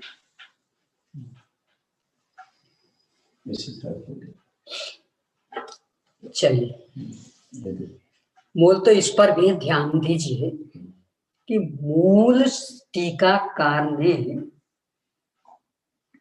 औदिक को मुख्य लेकर के आदि कह के बाकी को समेटा। क्यों?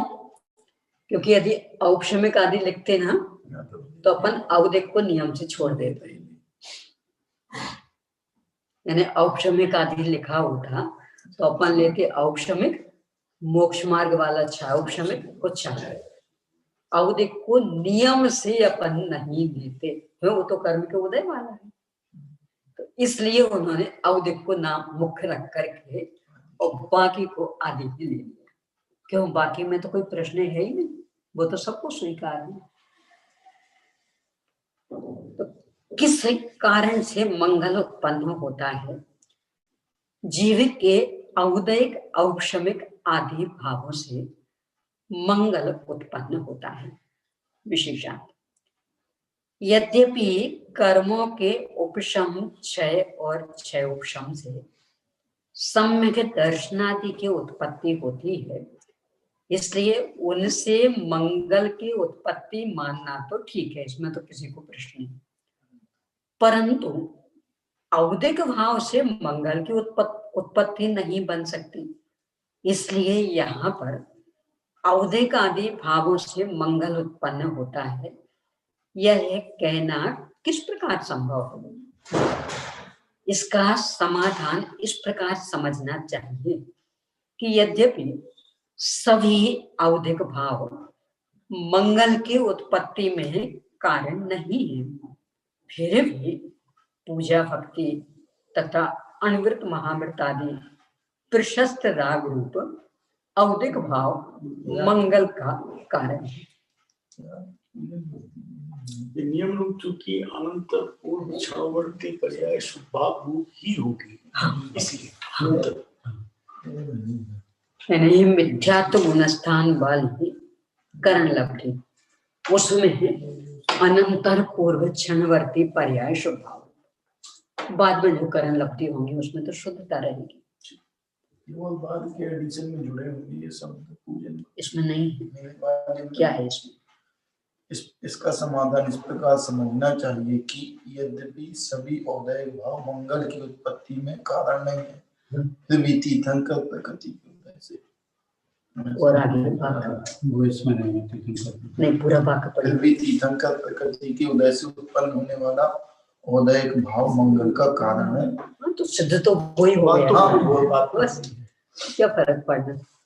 यानी औदिक भाव मंगल का विशुद्ध औदिक भाव, मतलब कषाय की मंदता वाला औदिक भाव, ये मंगल का कारण है, तो सिद्ध हो ही गया।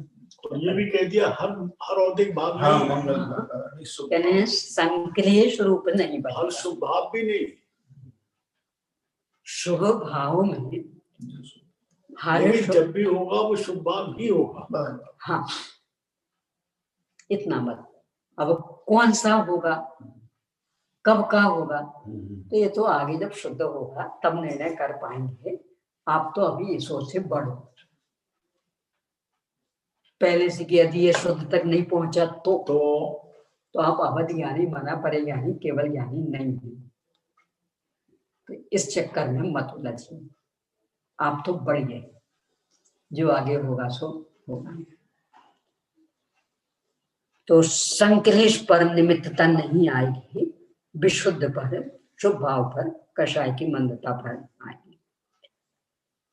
इसलिए उसकी अपेक्षा से अवधिक भाव को भी मंगल की उत्पत्ति के कारणों में ग्रहण किया है।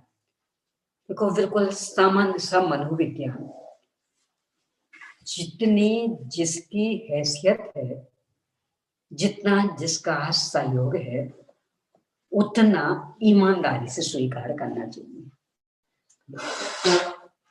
यदि वो अस्वीकार किया तो अपन अन्याय कर रहे हैं। देखिए ऐसा नहीं, अपनी इस आगम की वासना में इन जड़ पदार्थों का क्या योगदान?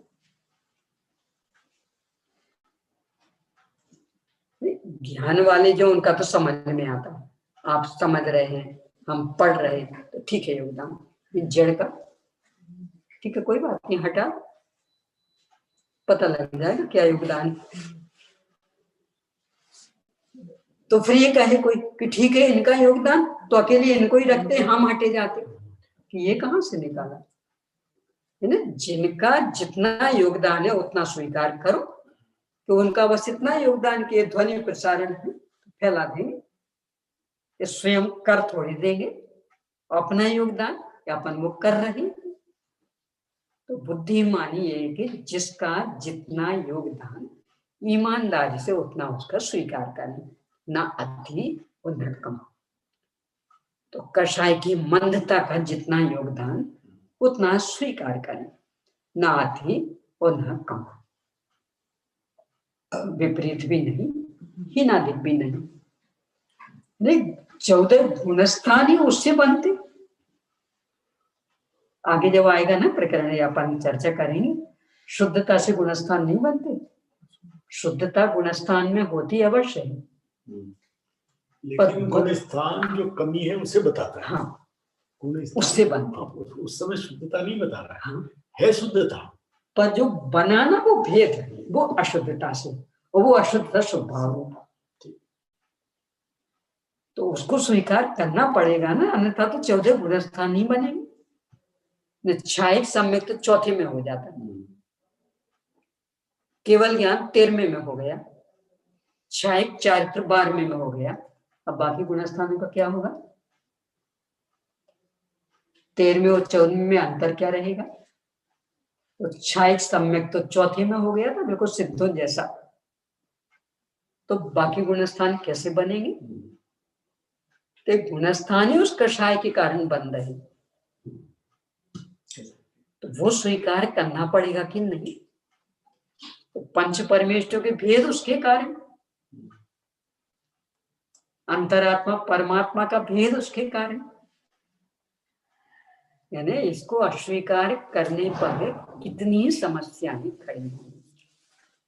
तो ना अति, ना कम, ना विपरीत, जितनी जिसकी हैसियत है, जितना जिसका योगदान है, ईमानदारी से बस उतना स्वीकार करना। अति भी रंच मात्र नहीं और कम भी रंच मात्र नहीं।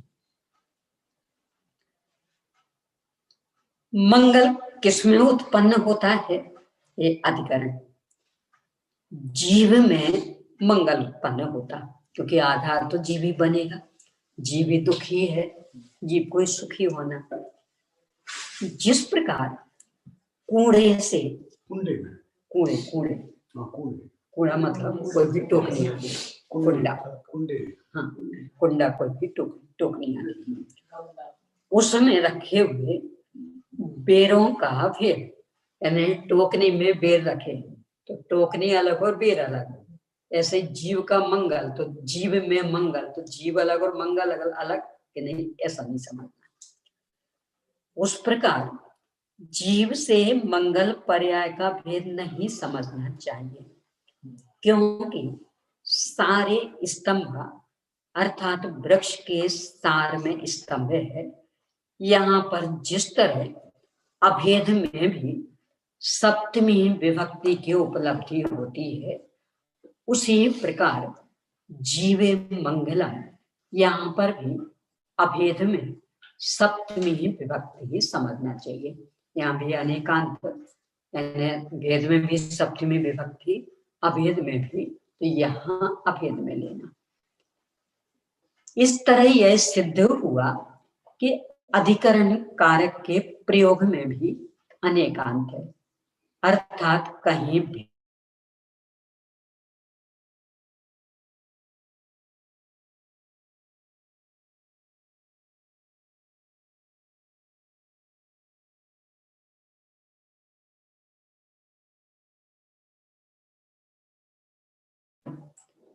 नाना जीवों की अपेक्षा सर्वदा मंगल रहता, और एक जीव की अपेक्षा अनादि अनंत, सादि अनंत और सादि शांत, इस प्रकार मंगल के तीन भेद हो जाते। अनादि अनंत ये ध्रुव स्वभाव की अपेक्षा, सादि अनंत सिद्ध पर्याय की अपेक्षा, और सादि शांत औपशमिक भाव, मोक्ष मार्ग वाले इच्छा औपशमिक भाव, इनकी अपेक्षा। मंगल में ये नाना जीवों की अपेक्षा वाली बात ठीक हो गई। हाँ, एक जीव की अपेक्षा अनादि अनंत कैसे कहें? ध्रुव उसका जो ध्रुव स्वभाव, ध्रुव स्वभाव हाँ, की अपेक्षा ना, बयानादि, वरना अगर उसको मंगल को पर्याय रूप नहीं हो सकता, बोली तो दो ही आएंगी ना। हाँ, सादी यहाँ तो ये द्रव्यार्थिक पर्यायार्थिक दोनों नहीं ले रहे हैं, तो द्रव्यार्थिक में ध्रुव स्वभाव, तो ध्रुव स्वभाव की अपेक्षा अनादि अनंत मंगल, और उसकी सिद्ध पर्याय सादि अनंत मंगल, और उसके औपशमिक पर्याय मोक्ष मार्ग वाला छह औपशमिक भाव, ये सादि शांत। मंगल में एक जीव की अपेक्षा अनादि अनंत पना कैसे बनता है? अच्छा, ये कह दिया, प्रश्न आ गया वो। हाँ, अर्थात एक जीव के अनादि काल से अनंत काल तक मंगल होता है, ये कैसे संभव है? समाधान, द्रव्यार्थिक नय की प्रधानता से मंगल में अनादि अनंत पना बन जाता है, अर्थात द्रव्यार्थिक नय की मुख्यता से जीव अनादि काल से अनंत काल तक सर्वथा एक स्वभाव अवस्थित है। ज्ञाता दृष्टा आत्मराम प्रज्ञानानंद स्वभावी हो त्रिकाल क्या एक तत्व। अतएव मंगल में भी अनादि अनंत पना बन जाता है। अब इस पर से प्रश्न उत्तर। इस तरह तो मिथ्या दृष्टि अवस्था में भी जीव को मंगल पने की प्राप्ति हो जाएगी। समाधान, यह कोई दोष नहीं, क्योंकि यह इष्ट है, यानी हमें स्वीकार है। किंतु अब इससे विशेष, किंतु इससे मिथ्यात्व, अविरति, प्रमाद आदि को मंगल पना नहीं प्राप्त हो सकता है, क्योंकि उनमें जीवत्व नहीं पाया जाता। इसकी बात अब उद्गल आदि क्या लेगा? हाँ, ये जो समाधान बात है, मैं पढ़ा नहीं। अब इस वाक्य में और अपने समय सार जी के कर्तृ कर्म अधिकार की 69 गाथा से लेकर 74 गाथा तक में क्या अंतर हो? हम ही करे आस्त्रों में जीवत्व नहीं, या हम ही करे आस्त्रों में जीवत्व नहीं। यानी आत्म कल्याण के लिए किसी एक ग्रंथ से बंधने की आवश्यकता नहीं। तो मिथ्यात्व, अविरति, प्रमाद आदि को मंगल पना नहीं प्राप्त हो सकता। तो सब आपने अवधिक भाव को कहा था कि हाँ उल्टा, गलता हुआ मिथ्यात्व, विरत, अप्रमाद, इन्हें मंगल कहा था, मिथ्यात्व, अविरति नहीं। क्योंकि उनमें जीवत्व नहीं पाया जाता। यानी ये तो जीव की विराटना करने वाले परिणाम। मंगल तो जीव ही है और वह जीव केवल ज्ञान आदि अनंत धर्मात्मा, यहाँ धर्म गुण स्वभाव, यानी केवल ज्ञान आदि गुण उसमें अनादि अनंत विद्यमान वे मंगल। आवृत अवस्था में भी अर्थात केवल ज्ञानावरण आदि कर्म बंधन की दशा में मंगलीभूत केवल ज्ञान आदि का अभाव है, अर्थात उस अवस्था में ये सर्वथा नहीं पाए जाते।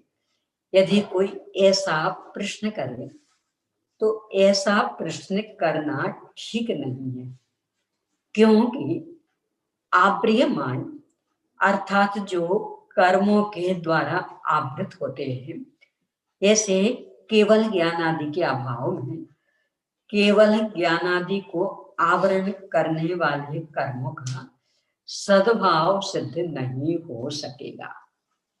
यानी ज्ञानादि गुण अनादि अनंत नहीं हो तो उनके परिणमन को ढकने वाले कर्म की सत्ता सिद्ध नहीं होगी। फिर से ज्ञानादि ज्ञान गुण के परिणमन को ढकने में कारण है ज्ञानावरण कर्म। तो इसका मतलब ज्ञान गुण होना चाहिए ना, और एक कर्म अनादि से है, इसका मतलब ज्ञान गुण अनादि से होना चाहिए, और अभव्य के ये कर्म अनंत काल तक रहेंगे, इसका मतलब ज्ञान गुण अनंत काल तक का होना चाहिए। तो कर्म से ज्ञानादि गुणों की अनादि अनंतता की सिद्धि की, और बेचों की स्वभाव है, शुद्ध है, निर्दोष है, इसका मतलब वो अनादि अनंत मंगल, ये कह रहे हैं। तो आव्रियमान अर्थात जो कर्मों के द्वारा आवृत होते हैं ज्ञानादि गुण, ऐसे केवल ज्ञान, केवल ज्ञान है, केवल ज्ञान पर्याय नहीं, ज्ञान आदि गुण अनादि अनंत के अभाव में केवल ज्ञान आदि को आवरण करने वाले कर्मों का केवल अलग कर दे इससे कोई आवश्यकता तो नहीं है, क्योंकि दोनों अर्थों में आता है। ऊपर भी अनेकांत बताया, भेद अभेद दोनों, तो आवश्यकता क्या है।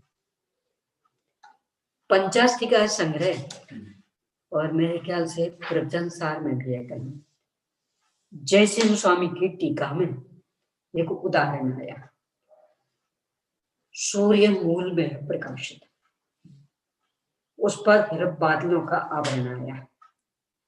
अब वो जितना जितना कम होता है सूर्य का प्रकाश उतना उतना व्यक्त होता है। बादलों में एक ताकत नहीं कि सूर्य के प्रकाश को पूरा ढक ले। ऐसे ही अंदर में ज्ञानादि गुण अनंत सामर्थ्य संपन्न, उनका प्रकटपना जानना जानना जानना। अब इस पर केवल ज्ञानावरण आदि का जितना जितना आवरण उतना उतना वो ढका हुआ, और जितना जितना कम होता जाता उतना उतना ज्ञान विकसित, और केवल ज्ञानावरण का पूरा क्षय तो पूरा ज्ञान विकसित। जो कुछ लोग ये मानते हैं ना केवल ज्ञान तो अनादि अनंत है, कर्म से ढका हुआ इसलिए प्रकट नहीं हुआ, केवल ज्ञान तो है। वे तो केवल ज्ञान है पर्याप्त, तो वो तो सांख्य मती जैसे लोग, सांख्य मतियों के यहाँ एक कारण माना सत्कारी बात। क्या होता है सत्कारी बात? मान लो ये टेबल बनी, तो अपन तो क्या कहेंगे, इसका कच्चा मटेरियल पहले से विद्यमान था और फिर इंजीनियर ने ऐसा ऐसा करके ही बना दिया। वे कहते नहीं, रॉ मटेरियल विद्यमान नहीं था, ये इस रूप में ही पहले विद्यमान था पर ढका हुआ था। वो भी कहा जाता है ना मूर्ति के बारे में, क्या मूर्ति तो उस पाषाण में पहले से थी, जो फालतू काट छाट की चीज थी उसे हटा दी। उदाहरण हमेशा एक देश होते हैं, यानी इसको भी यदि ऐसे ही मान ले तो इसमें तो एक एक जुड़ा हुआ है। तो पहले कहाँ ऐसा था, यानी किसी चीज को खोल करके बनाएंगे तो वहां लागू पड़ जाएगा। जैसे टेबल आदि भी कई जगह खोल के बनाते हैं, इतना बड़ा तना वो छिल करके बिना पेंच आदि लगाए 100 फीट का बनाते हैं खोल करके रखने वाली, तो वो तो चल जाएगा, पर हर एक तो नहीं, हर एक में तो बराबर किलो आदि से जोड़ा गया है। तो सांख्य लोग ऐसा मानते कि पहले से वो कार्य विद्यमान है, बस एक आवरण पड़ा है, तो जो बनाने वाला है ना वो आवरण हटा दिया। अपने यहाँ ये मानने नहीं। ये सारे स्तंभ था, इसका क्या भाव था? लकड़ी में मजबूती पहले से, अब उससे हमने एक खंभा बनाया, ये लकड़ी के पिलर बनते हैं, तो कोई कहे एक खंभा मजबूत, तो मजबूती तो उसकी एक विशेषता, पर वो अभेद है। सारे मतलब सारे भी मजबूती, सार तत्व। हाँ, सार मतलब मजबूती, यानी खंबे की मजबूती। तो भाषा तो है खंबे में मजबूती, पर जैसे दूध में शक्कर, तो दूध अलग और शक्कर अलग और फिर मिलाई, ऐसे खंबे में मजबूती, तो खंबा अलग और फिर उसमें मजबूती डाली हो, ऐसा नहीं, वो उसका स्वभाव। ऐसा अभेद में भी अधिकरण कारक लागू पड़ता है। प्रश्न है कुछ? नहीं। तो इस तरह से यहाँ कर्म के माध्यम से ज्ञानादि गुणों की सिद्धि की, कि यदि ज्ञान वर्णादि कर्म है तो इसका मतलब वे जिसके परिणमन को ढकने में कारण होते वे गुण अनादि अनंत विद्यमान। एक दूसरे जीव के लक्षण रूप ज्ञान और दर्शन के अभाव मानने पर लक्ष्य रूप जीव के अभाव की भी आपत्ति आ जाती। ये वर्ग का जैसा भी कषाय का कहा था, ज्ञानादि का ऐसा, यानी ज्ञानावरण का कितने हृदय हो, ज्ञान पूरा नहीं ढक सकता कभी। अक्षर का ज्ञान वस्तु तो रहेगी नहीं, ज्ञान अकेला गुण नहीं, परिणमन ज्ञान गुण का परिणमन अक्षर का अनंत भाव, जिसका नाम पर्याय नामक ज्ञान, वह है नित्युघाटम, हमेशा उद्घाटित, निरावरण। यानी दो ज्ञान ऐसे हैं निरावरण, एक केवल ज्ञान और एक है पर्याय ज्ञान। पर्याय ज्ञान पर कभी आवरण नहीं आता, तो पर्याय ज्ञान किसका परिणमन? इसका मतलब पर्याय ज्ञान माने एक शब्द जो सूक्ष्म निगोदिया लब्धि अपर्याप्त का सबसे छोटा अक्षर का अनंतम भाग, यानी उससे कम ज्ञान नहीं होता, और वो है निरावरण, उस पर कभी आवरण नहीं आएगा, यानी इतना तो हमेशा बोला रहेगा। तो इतना परिणमन निरंतर चल रहा, इसका मतलब इस संबंधी गुण निरंतर विद्यमान, वो अनादि अनंत। अब बाकी फिर परिणमन में हीनाधिकता होती रहेगी, और फिर कर्म का पूरा अभाव, तो केवल ज्ञान पर्याय प्रकट हो जाएगा, तो वो साधी अनंत काल तक चलेगा। तो केवल ज्ञान वर्ण जो है वो पर्याय को ढकता है। हाँ, वो पर्याय को मतलब वो पर्याय व्यक्त नहीं होगी। जैसे लोक में ऐसा नहीं है कि पर्याय है, हाँ, और उसे ढक दिया। जैसे लोक में औषधि होती है, जैसे लोक में औषधि होती है, ये जो पोलियो की दवा, पल्स पोलियो अभियान चलता है, किसे दी जाती? किस छोटे बच्चे को? जिसे पोलियो होने की, जैसे पोलियो हो गया हो, तो जब वही नहीं तो दवा काय के, बस इसकी यानी ऐसी भी दवाइयां होती हैं कि जब तक इस दवा का असर रहेगा तब तक वह बीमारी नहीं होगी। बस ऐसी कर्म कि जब तक ये कर्म रहेगा तब तक वह पर्याय प्रकट नहीं होगी। इसका मतलब यह कर्म उस पर्याय को ढक रहा, घात कर रहा। तो इसका अर्थ शब्दों से अगर लगाएं तो वो पर्याय मौजूद है, उसे ढका हुआ है। नहीं, अभी अपन ने बीमारी का उदाहरण लिया ना, नहीं, तो पर्याय पोलियो है। विद्यमान है क्या? दवा क्यों पिला रहे हैं आप? क्योंकि उसमें प्रकट होने की योग्यता है। तो वो योग्यता है, बीमारी तो नहीं है ना। तो वो जो दवा है वो योग्यता को व्यक्त नहीं होने देगी। ऐसे ही यहाँ कि केवल ज्ञान पर्याय नहीं है, उस पर्याय रूप व्यक्त होने की योग्यता है और एक कर्मों से योग्यता को व्यक्त नहीं होने देगा। तो आजकल तो कितनी दवा, यानी गर्भ में आते साथ ही बच्चे के कितने कितने पल्स लग जाते हैं। 12-14 साल तक के बच्चों का चार्ट बना के दे देते हैं। ये चलते, इस तारीख को ये दवा, इस तारीख को ये दवा, और बस इसके वो बीमारी है नहीं, हो ना इसकी, यानी वो दवा उस योग्यता को नष्ट करेगी। ऐसे कर्म उस योग्यता को व्यक्त नहीं होने देंगे। तो दूसरे जीव के लक्षण रूप ज्ञान और दर्शन के अभाव मानने पर लक्ष्य रूप जीव के अभाव की भी आपत्ति आ जाती है। लेकिन ऐसा नहीं है, क्योंकि प्रत्यक्ष आदि प्रमाणों से जीव का अभाव होता हो ऐसा नहीं देखा जाता। यानी कोई भी जीव पूर्णतः नष्ट हो जाता हो ऐसा कभी भी उपलब्ध नहीं होता, किंतु प्रत्यक्षादि प्रमाणों से उसकी उपलब्धि होती ही है। ये प्रत्यक्षादि प्रमाण सर्वज्ञ भगवान तो स्पष्ट ही देख रहे कि जितने द्रव्य हैं सब अनादि से हैं, अनंत काल तक रहेंगे। अपन आगम के आधार से जान रहे, अनुमान के आधार से भी, यानी अपने घर के एक सदस्य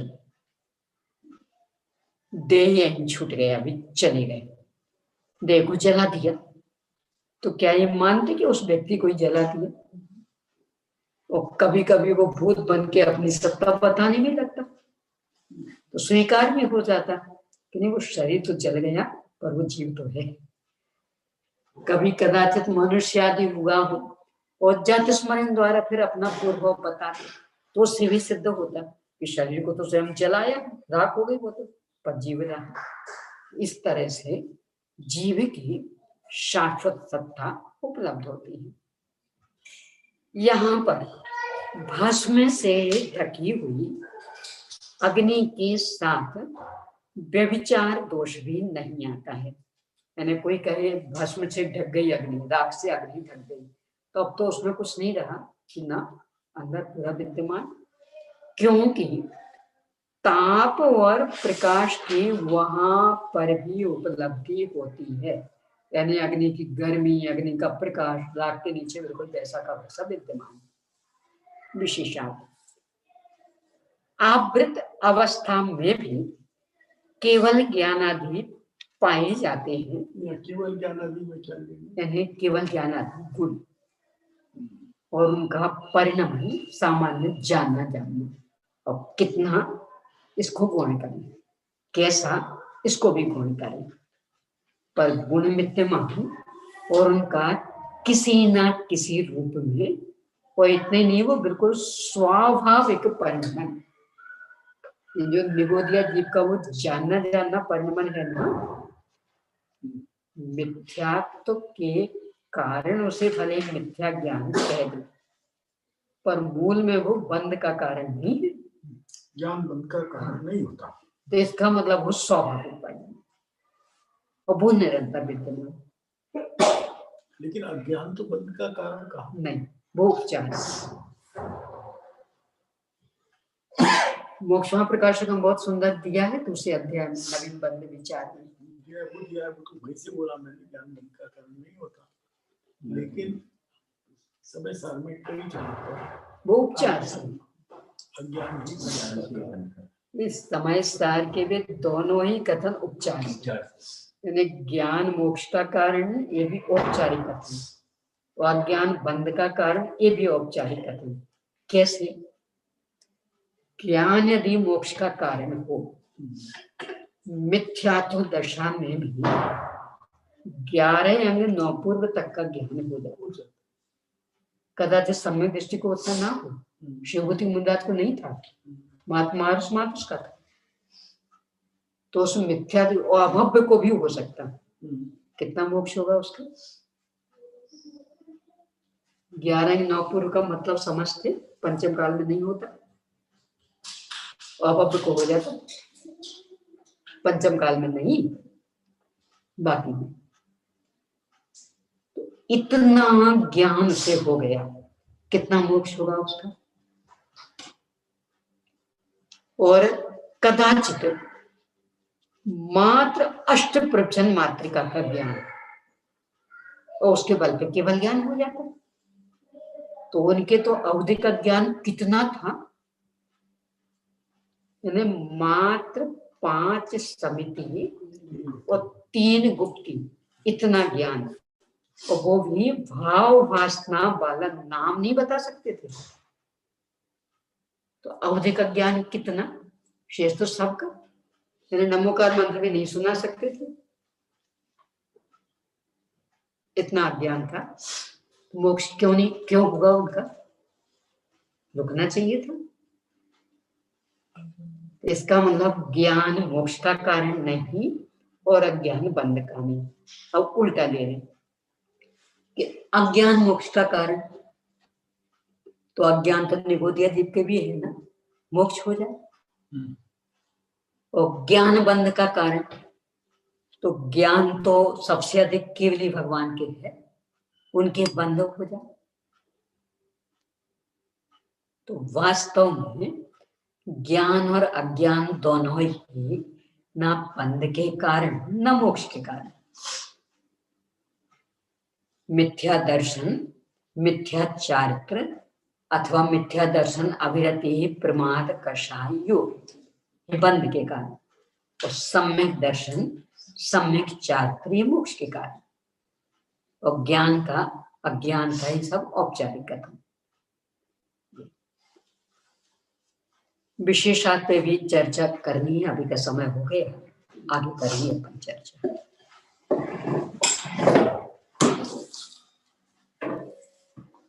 निज निधि निज में